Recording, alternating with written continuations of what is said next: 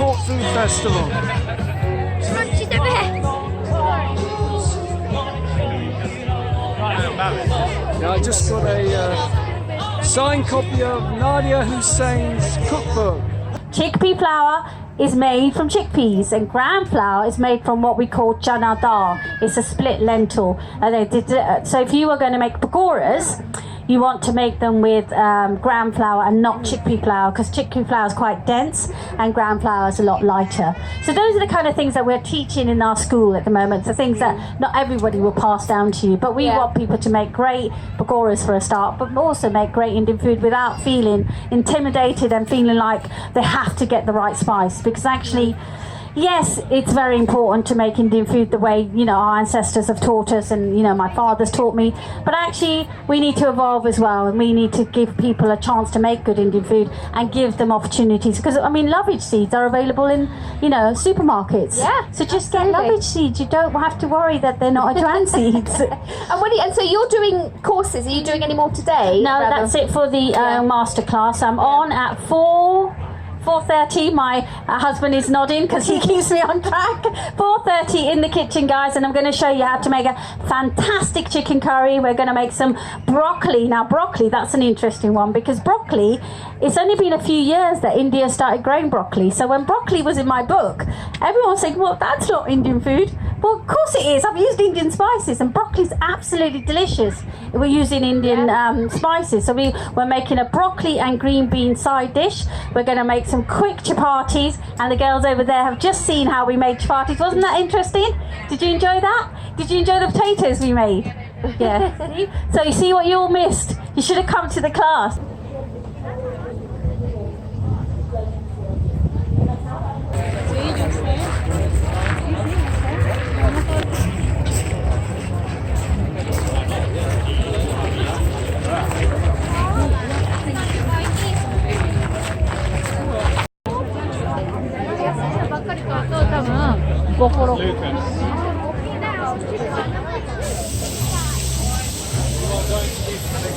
Sponsored by Lexus.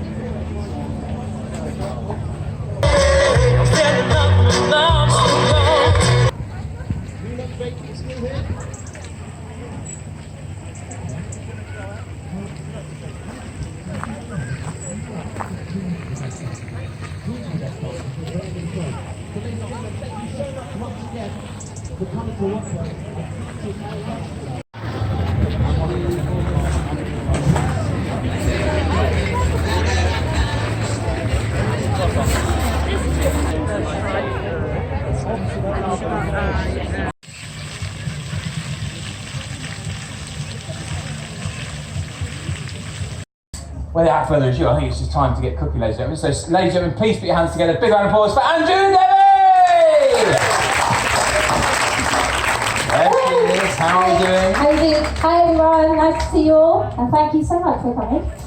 I was just looking at your massive array. No, I was just coming. We came out here and looked at these massive array of ingredients, which looks fantastic, and get the smells already before we've even done the cooking. So talk us a little bit about what we're going to be cooking on stage now. Okay, so today we're going to show you how to really make good Indian food. Wow, And okay. we're going to show you how simple it is to make good Indian food. Okay. And it is all about gaining knowledge and understanding spices. Okay. Because if you don't understand the spices you're cooking with, then you're really not going to understand Indian food. So fundamentally, it really is all about spices. And to be honest, Marcus, you really don't need to be cooking with 30 different spices. That's what restaurants and places like that, some of them tell you. You can actually cook great Indian food with just 5 spices. Wow. However, you need to understand those 5 spices and what they deliver. For example, we're going to be using mustard seeds today, brown mustard seeds. We only ever use yellow mustard seeds when we're actually pickling, but brown mustard seeds are the seeds that we would normally use in Indian cooking. However, brown mustard seeds in our masala dabba, and this is a masala dabba, ladies and gentlemen, and dabba means box in Punjabi and Hindi. And if you went to 20 different Indian households, you will find they have one of these. However, the spices will be slightly different.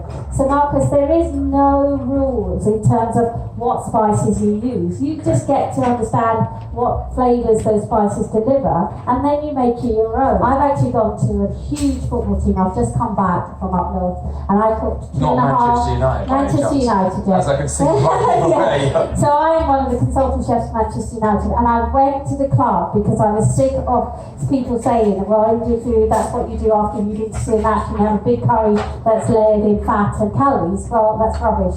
So I took on Man United, and I now make all their curries, and on Friday, just gone, I made 2,500 portions of lamb curry, 2,000 portions of chicken curry, I did some paneer, did aloo gobi and dal. So we are real chefs, and we really know how to make good Indian food. So we can make food for 5 people, and we can make food for 2,500 people. So today you will gain some really great knowledge. Guys, 3 reasons why you wouldn't make great curry. 1, you've not cooked your onions down well enough. 2, you've not cooked your tomatoes down well enough. And 3, you've not understood the spices. However, saying that, here, guys, I have pureed onions that I have had on the stove for over 6 hours. And as you can see, they're beautiful, creamy. This is what you would do if you were making poultry, game, or meat curries, okay? You wouldn't necessarily do this to this stage if you were making a vegetable curry or a fish curry. You just simply quickly fry off your onions. Reason being, this would be far too rich for a fish curry or a vegetable curry, okay? So actually, when people say to you, you must cook your onions down long and slow, it's not true, because you'll lose the fish and you'll lose the vegetable. This is great for meat, poultry, and also for lentils, because they're all really robust things. So into my blender, I'm going to add a little bit of onion, and then here I have just a really good can of tomatoes, not too cheap, not too expensive. What you need to do with those is put them on a low heat and allow them to cook long and slow. What will happen is they'll become really beautifully rich. You'll lose the acidity in the tomatoes as well, which is a horrible taste if you've not cooked your tomatoes down very well.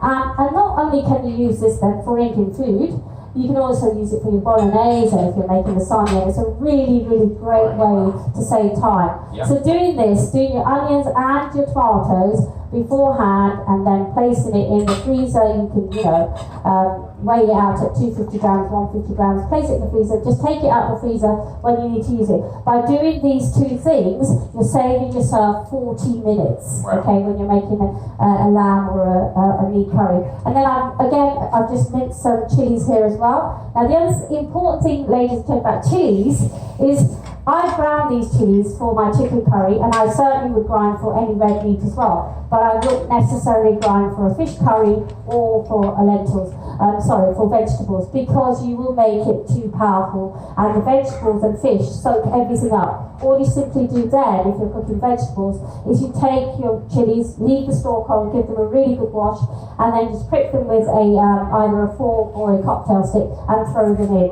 That way you're going to have a really nice warmth running through your food without that heat. So we would never show you how to make a vegetable curry or fish curry using minced chilies. Okay. So now I'm just going to blend this all together, and I'm going to just add a little bit of yogurt as well. So this is our marinade, if you like. Yogurt is added as a tenderizer. Okay, we've got some fresh lemon juice here as well. Isn't this easy? Is everyone finding this easy so far? Super easy. Yeah? Nice. Good. This is a good little machine, isn't it? Great. Handy. And like you said, it's a great idea really with something like a machine like the Magnets, where you can blend up all of this, chilies, yeah. things in advance. Do really, really important, when you take something, a meat particularly out of the fridge, please do give it at least 20 to 25 minutes and bring it up to room temperature. If you don't do that, ladies, you will find that when you put it into pan, it will completely shrink and become quite hard and tough, especially chicken. So it's very, very important to make sure that chicken is brought up to room temperature. Well, anything really, but particularly chicken. I'm going to add some groundnut oil. Can anyone tell me the only oil that you really should use in Indian food? Who said that? Olive oil, that's right, sir. Olive oil is very, very pungent, fantastic for Italian food and even Spanish food, but actually quite useless for Indian food, because what it does, it interferes with the spices, and then you really don't get the taste of the spices, and you get an overwhelming taste of olives. We're just going to, again, just top it up a bit. And again, you don't need to worry about warming your spices through. And this is the thing, if you warm your spices in this pan, okay, you take that pan, you add them to that pan, what you've done is you've left the volatile oils in this pan, okay? So you don't want to do that. You want the volatile oils in this pan. If you went to certain parts of India, they'd be horrified that you're warming your spices through. If you went to other parts of India, they'd insist you do. So there is no real wrong way. What you do, right or wrong way, what you do is just take a bit of space, make a bit of space in your pan, and you drop your spice down there where the oil is seeping through, okay? And you just give it a few seconds. Like that, okay? That way, all the volatile oils are being released in that pan and not in another pan, okay? And then you do the same for your mustard seeds. Just find a bit of space. And again, this is about 2 teaspoons I'm using.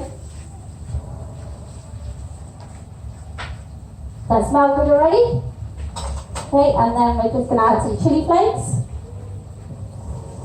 Now, to pull it all together, sorry, I've got chili flakes and turmeric going in here as well.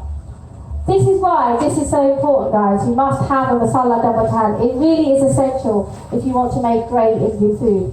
Give that a stir. I'm going to add in some salt. And that is salt to taste. We tend to use rock salt for Indian food just because it's a little bit better than other salts.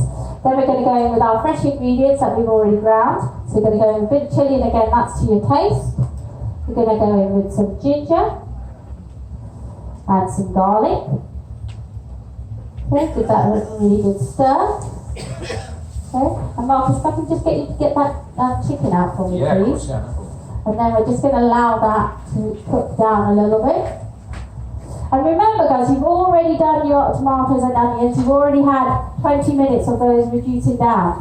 So this is why it's great to have all that prepped.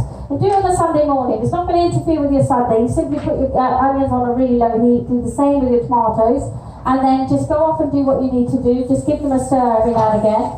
And once they've cooled down, make sure you add your preservatives. You can just simply, you know, put it in the freezer, and then every day you can come home and eat food cooked from scratch, not just Indian food, but you know, all these things can be used for other things as well. Just add a tiny bit more oil, and then just to pull it all together, what we do is you add a tiny bit of white wine vinegar and this. Can anybody tell me what this is? Jaggery. Who said jaggery? Well, amazing, yes, jaggery, unrefined sugar cane. Okay, very, very good for you, much better than your white sugar. However, do have to remember that it is sugar still. Tastes amazing, but it just yeah, it's like fudge. But it just, again, pulls all the ingredients together, and then anything that's a tiny bit bitter, it'll just get rid of that bitterness, okay? So, can you see that cooking down really nicely? Now look how quickly we pull that together. If, Marcus, you didn't prep beforehand, you would be at this stage. You'd still be waiting for your onions to be reduced down, okay? So we've made the marinade of the chicken. The marinade goes on the chicken, and Yeah, and so marinate it. Then we cook the chicken. yeah, and then because the chicken's already flavoured inside it, the fibres have already broken down because you've added those 2 tenderizers, the lemon juice and the yogurt. Wow. So you're going to get really delicious curry within half an hour. So here's our chicken, ladies and gentlemen, that was in the oven for just 10 minutes. So that might be better, thank you. And I'm just going to add that. Can you see how lovely and brown it's got at the top? It's not cooked all the way through, Mark, because all I wanted was a bit of colour on it. Okay, so while you're making this, your chicken is kind of just, you know, browning off in the oven. And then you can have everything ready quite quickly. So you can have a good chicken curry, ladies and gentlemen, after work if you wanted to. An Indian rolling pin, okay? Don't go, this is the best bit. It's the best bit, the Indian rolling pin. Okay, so this will roll out to parties for you like magic, okay? And the way to use this is, can everyone see? Shall I move that out of the way? Is, yeah, just take your dough, put it in some dry flour and flatten it out, okay? And then what you do is you take your rolling pin, and what people don't show you is that your rolling pin, where the pressure should be, is the outer, this bit here, not in the centre. Right. People start to put the pressure on in the centre, but if you do that, you're not going to allow it to move round. But if you use your pressure, if you're right-handed, obviously you apply the pressure here, and then it simply just rolls around itself, okay? And then you just simply make sure it's nice and even. Now, if this was a gas cooker, I'd throw it onto the open flame once it's cooked a little bit. But yeah, it's not. So then you go, put it on. These are how quick you can make them. Please don't worry that they're not round. It took me a good, I was 12 by the time I could make a round chapati. And I only made sure I could make them round because my father kept saying to me I wouldn't get a decent husband if I could roll out round chapatis. And he was right, because my husband is very decent. He's over there in the blue. And I could roll out round chapatis. So I believe I have a decent husband because I can roll out round chapatis. But here you go. So then can you see it's already starting to puff up? Yeah. You turn it round. Wow. And can I just put some paper, please? Yeah, paper. And this is how quickly you can get them made. And Marcus, the beauty about this flour is even if you were making Italian food and you were having lasagna and you didn't want anything heavy like garlic bread, you simply just add some kind of Italian herbs through it. And you can have it as a side, on the side as a flatbread. Wow. And that, guys, is how quickly you can make Indian bread. Isn't that clever? Who's going to go home and make that? Yeah.